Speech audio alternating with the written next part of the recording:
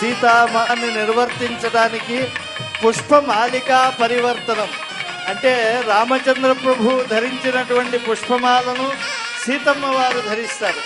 సీతమ్మ వారు ధరించినటువంటి సుపుష్పమాలికను రామచంద్ర ప్రభు ధరిస్తారు.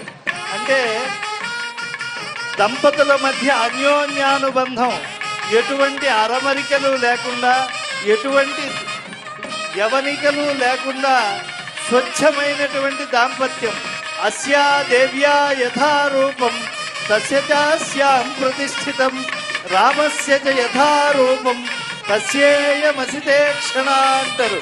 అంటే వారిరువురి దాంపత్యం ఎటువంటిది అని అంటే ఒకరి కోసం ఒకరు జన్మించి దాంపత్యం అనేటువంటి ధర్మాన్ని నిర్వర్తిస్తున్నారా అన్నట్టుగా ఉన్నది.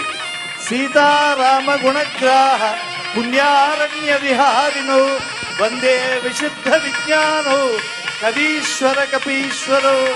ఎవరికి తెలుసండి సీతారాముల యొక్క దివ్య దాంపత్య సౌఖ్యము అంటే?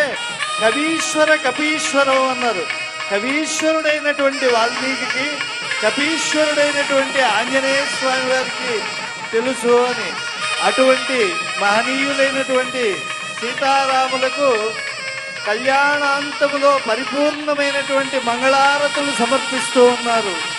లక్ష్మీ సవిభ్రమాలోక శుభ్రూ విభ్రమ చక్షుషే